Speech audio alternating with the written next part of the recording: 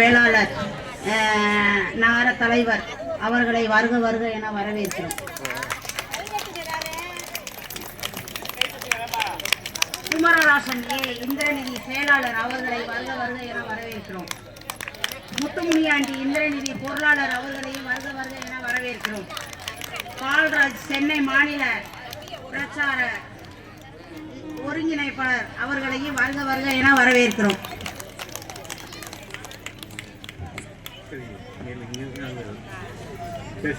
கடவுளாம் இந்திர கடவுளன் மலைக்கடவுளாம் இந்திரனுக்கு தமிழ்நாட்டில் முதலாக இந்திர விழா எடுத்து எங்கள் தேவேந்திர வேளாளர் சமூகத்தில் மிகப்பெரிய எழுச்சியை உருவாக்கிய ஐயா மல்ல சுவாமிநாதன் அவர்களுக்கு தேவேந்திர வேளாளர் மகளிர் சங்கம் சார்பாக மரியாதை செய்யப்படுகிறது.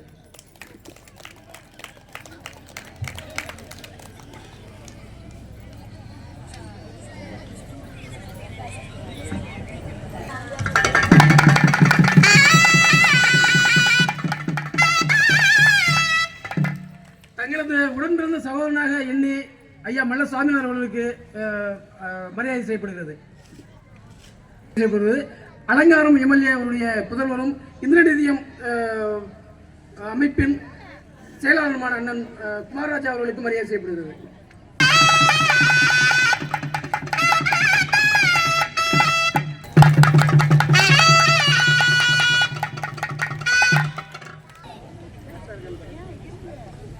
என் பேர் மல்ல சுவாமிநாதன். ரொம்ப நேரமாக உட்காந்துருக்கீங்க. நம்ம எதுக்காக இந்த இந்திர விழா நடத்துகிறோம் அப்படிங்கிறது உங்களுக்கு முதல்ல தெரிஞ்சுக்கணும். இந்திர விழா அப்படின்னா என்ன அப்படின்னு முதல்ல அப்படியே கொஞ்சம் கவனிங்க. ஏனிய இது நமக்கான விழா. தம்பி கொஞ்சம் கவனிங்க. இந்திர விழா. இப்போ இந்திர விழா அப்படிங்கிறது போகி பண்டிகை. பண்டிகைன்னா என்ன? விழா. போகினா இந்திர விழா. அப்ப இந்திர விழாவை நீங்க ஒரு குறிப்பிட்ட 1450 நாயக்கர் ஆட்சிக்கு பிறகு நம்முடைய அந்த இந்திர விழா தடை செய்யப்படுது. அந்த இந்திர விழா தான் அதுக்கு பிறகு நம்ம வந்து கொண்டாட முடியல. ஏன்னா அவன் ஏன் தடை செஞ்சான்னா, இந்த பொங்கல் விழா வந்து இவ்வளவு மகத்துவமான சிறப்பான ஒரு விழாவா இருக்கு, அப்ப எல்லா மக்களும் சாமி கும்பிடட்டும், எல்லா மக்களும் சிறப்பாக பண்ணட்டும் அப்படிங்கிற இதில் என்ன செஞ்சாங்க, நம்முடைய வரலாறு இன அழைப்புக்காக அந்த பொங்கல் விழாவுக்கு முதல் நாள் இருக்கிற நம்முடைய இந்திரனுக்கு நம்ம நெல் அறுத்து கொண்டு வருவோம். நெல் அறுத்து கொண்டு வந்து அந்த நெல்லை, புது நெல்லை தை மாசத்து முதல் நாள் என்ன செய்வோம், நம்முடைய கடவுளான இந்திரனுக்கு பொங்கல் வச்சு வழிபடுறது தான் போகி பண்டிகை. அதெல்லாம் மாற்றி என்ன கொண்டு வந்துட்டாங்க அவங்கள. போகி பண்டிகைன்னா என்ன செய்யறது, அதெல்லாம் வந்து பழைய துணியை போட்டு எரிக்கிறது. டயர் நம்மளாம் என்ன செய்யறானா, டயர்லாம் போட்டு எரிக்கான். எல்லா வேலையும் பழைய துணி, புத்தகம் எல்லாத்தையும் தூக்கி கொண்டு போய் எரிச்சு விட்டுரும். அப்ப நம்முடைய கடவுளை இயற்கையிலே நீங்க என்ன செஞ்சிடறீங்க, எரிக்கிற மாதிரி ஆகிட்டு, மறக்கிற மாதிரி பண்ணிடுறீங்க. இதுதான் நம்முடைய வாழ்வியலை மாத்தினது. இப்ப இந்திர விழா நடத்துறதுக்கு அடிப்படை காரணமும் இதுதான். நாம யாரு முதல்ல அப்படின்னு சொல்லி நம்ம யாருன்னு தெரிஞ்சிட்டாவே, நம்முடைய உயர்வு தெரிஞ்சிட்டாவே நம்ம என்ன செய்யறோம், மற்றவங்களாம் இந்த வரலாறு தெரிஞ்சுக்கிச்சுன்னா இந்த தேவேந்திர குல வேளாளர்களை, குறிப்பா இந்த தேவேந்திர குல மகளிர்களை கட்டுப்படுத்தவே முடியாதுன்னு அவன் நினைக்கிறான். அதனாலதான் உங்களை என்ன செய்யறோம், உங்களை தெரியவே கூடாது அப்படிங்கிறதுக்காக தான் இந்த நிறைய விஷயங்களை நம்ம மாற்றி மாற்றி ஏதாவது பண்ணி நம்முடைய அரசர்களும் அந்த வேலையை செய்கிறாங்க. இன்னைக்கு வரைக்கும் அந்த வேலையை தான் செய்கிறாங்க. அதனால இப்போ நான் இன்னைக்கு இந்த இந்திர விழாவை இங்கே வந்து நடத்த நடத்தல, கிட்டத்தட்ட நான் 10-15 வருஷமா ஒவ்வொரு கிராமங்களும் இந்திர விழா நடத்திட்டு இருக்கேன். அது எதுக்காக இது நடத்துறோம் அப்படிங்கிறது அது நம்ம நடத்தின பிறகுதான் தெரியும். இப்போ இந்த காலத்தில் நம்முடைய சேர சோழ பாண்டியர்கள் ஆட்சி காலத்தில் கூட இந்திர விழா நடந்தது வரலாறு இருக்கு. சிலப்பதிகாரத்துல எல்லாம் நம்முடைய வரலாறு படிச்சு பார்த்தீங்கன்னா தெரியும். சிலப்பதிகாரம் படித்தவங்களுக்கு சிலப்பதிகாரம் படிச்சுங்கன்னா தெரியும். அதில் வந்து இந்திர விழாவுடைய மிகப்பெரிய ஒரு சிறப்பு இருக்கும். மல்லர்களுடைய இந்திர விழா. அப்போ நம்முடைய பேர் என்ன, மல்லர்கள். நம்மளை வந்து 1400 பிறகு அந்த மல்லர்களை பல்லர்களாக மாற்றினாங்க. ஆனால் ஆக்சுவலாக அதனால தான் நம்ம என்ன செஞ்சோம், நான் பல்லர் இல்லடா, நான் தேவ இந்திர குலத்தோடைய வழித்தோன்றல் அப்படிங்கிறதுக்காக தான் நம்ம என்ன செஞ்சோம், தேவேந்திர குல வேளாளர்கள் அப்படின்னு பேர் வாங்கினோம். இவ்வளோ உயர்வான ஒரு சமூகத்தை இன்னைக்கு எல்லாரும் இழிவா நமக்குன்னு எந்த ஒரு உரிமையும் இல்லாமல் ஆனால் எஸ்சியில கொண்டு போய் குறிப்பாக வச்சிருக்கான். ஏன் தெரியுமா? இவங்கள முன்கே வரவிடக்கூடாது. இவன் வந்தால் வந்து ஆட்சி அமைக்கிறது தமிழ்நாட்டில் இவனை தவிர வேறு யாருமே கிடையாது. அந்த விளக்கு பெண்களுக்கும் ஆண்களுக்கும் அவ்வளவு மரபு ரீதியான ஒரு மிகப்பெரிய ஒரு வலிமை இருக்கு. சாதாரண விஷயம் இல்லை, அவ்வளோ வலிமையான ஒரு மரபு. நம்ம மரபு சாதாரண மரபு இல்லை. அதனால தான் என்ன செய்கிறாங்க, இந்த எஸ்சியை விட்டு நம்மளை வந்து கேட்குறோம், பட்டியல் வெளியேற்றம் வேணும். எங்களுக்கு பட்டியல் வெளியேற்றம் கூட வேண்டாம், நமக்கு பட்டியல் மாற்றம் தான் கேட்குறோம். 1936 வரைக்கும் நம்ம உயர்வான இடத்துல தான் இருந்தோம். அதன் பிறகு நம்மளை அழிக்கிறதுக்காகவே பிறந்த சில ஆட்கள்லாம் என்ன செஞ்சாங்கன்னா, இனங்கள் நம்மளை வந்து அந்த இடத்துக்கு அந்த இடத்துல இருந்து மாற்றி எஸ்சியை கொண்டு வந்து போட்டாங்க. அப்போ நம்ம இந்த எஸ்சியிலே இருக்கணுமா, இல்லை நம்ம ஏற்கனவே இருந்த இடத்துக்கு வரணுமா? சொல்லுங்க நல்லா. ஏற்கனவே இருந்த இடத்துக்கு போகணுங்கிறத கை தூக்குங்க. எங்க காணோம்? ஓகே. அப்ப நம்ம ஏற்கனவே இருந்த இடத்துக்கு தான் போகணும். ஏன்னா நம்ம என்ன இடங்கிறது, எந்த இடத்துல இருந்தோமோ உயர்வான இடத்துல இருந்தால் அந்த இடத்துல தான் போகணும். நம்ம இங்கே பாருங்க, ஒரு இடத்துல போய் நம்முடைய சமுதாயத்தை நீங்கள் இப்போ சொல்கிறீங்க, ஆனால் ஒரு இடத்துல போய் நம்ம சமுதாயத்து பேரை சொல்கிறதுக்கு நீங்களே வாய் கூசுறீங்க.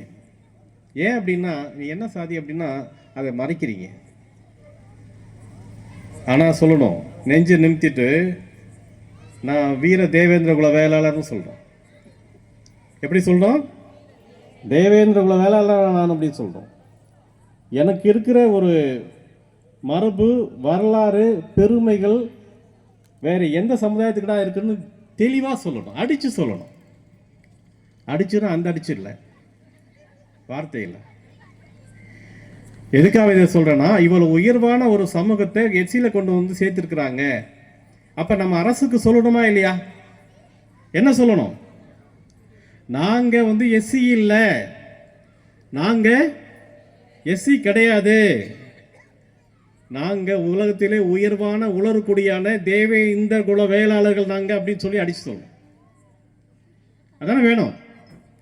அதுக்காக தான் நாங்கள் சொல்கிறோம், இந்த பட்டியல் மாற்றம் நமக்கு அவசியம் தேவை. டெல்லி வரைக்கும் போயிருக்கோம், எங்கள் தலைமையை டெல்லி வரைக்கும் போய் பிரதமர் அதுக்கு தபால் கொடுத்து வேலையை பார்த்துட்ருக்கோம், என்னையும் பார்த்துட்ருக்கோம்.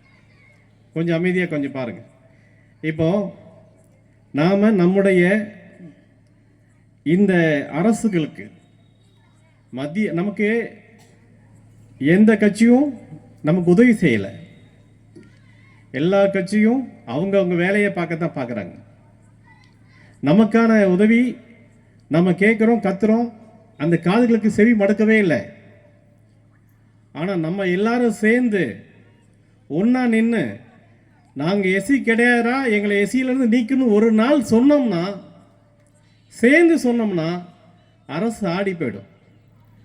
ஏன்னா அந்தளவுக்கு தேவேந்திர குல வேளாளர்கள் கோடிக்கணக்கில் நம்ம இந்த தமிழ்நாட்டில் இருக்கோம். இப்போ எல்லாம் வந்திருந்தாங்க, இப்போ அரசியல்வாதிகள்லாம் வந்திருந்தாங்க. அவங்க நம்முடைய சொந்தக்காரங்க தான். ஆனால் அந்த அரசியல்வாதிகள் கூட அந்த அரசியல் கட்சி வச்சிருக்கிறவங்க எந்த கட்சியாக இருக்கட்டும் மேலே விட மாட்டாங்க. நமக்கு ஒரு அமைச்சர் பதவி கொடுக்கணும்னா அது தாழ்த்தப்பட்ட அமைச்சர் தான் கொடுக்குறான். அப்போ இத்தனை கோடி மக்கள் வச்சிருக்கிற ஒரு 100 எம்எல்ஏ இந்த தமிழ்நாட்டில் இந்த தேவேந்திர குல வேளாளர் இருக்கணும். இப்போ நீங்கள் முன்னாடி உட்காந்துருக்கீங்கன்னா உங்களுக்கு நீங்கள் ஒரு சேர்மனாக இருந்திருக்கணும், ஒரு எம்எல்ஏ இருந்திருக்கணும், மினிஸ்டராக இருந்திருக்கணும். உங்களுடைய பதவியை அடுத்தவன் சுகம் காட்டுறான். தமிழ்நாட்டில் ஒரு 5% கூட இல்லை, அவன் வந்து 5 அமைச்சர் வச்சிருக்கான். ஆனால் நம்ம என்ன வச்சுருக்கோம்? நமக்கு ஒரு தாழ்த்தப்பட்ட அமைச்சர், அது அந்த அர்ஜுனத்துறை அந்த துறை, அது வந்து அதை விட கேவலம் நம்ம இது இல்லவே இல்லை.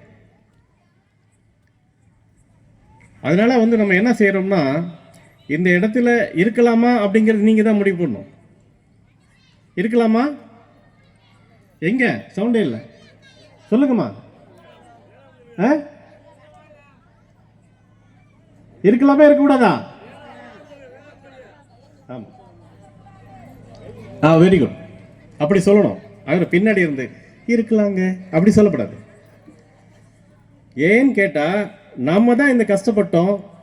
ஒரு இடத்துக்கு போய் நம்ம சமுதாயத்து பேரை சொல்ல முடியல, ஒரு வாடகைக்கு டவுனில் ஒரு வீடு எடுக்க முடியல. இந்த சாதியை மறைச்சி நான் இன்னொரு சாதி அப்படின்னு சொல்லிட்டு போகிற மாதிரி சூழ்நிலை இது இப்போ நீங்கள் இருக்குது. ஆனால் நாளைக்கு நம்முடைய குழந்தைய பேர குழந்தைய இதே நிலைமையில் நம்ம விட்டு போகணுமா? எப்படி போகணுமா இல்லையா? போகணுமா போகக்கூடாதா? தெளிவாக சொல்லுங்கள். போகக்கூடாது.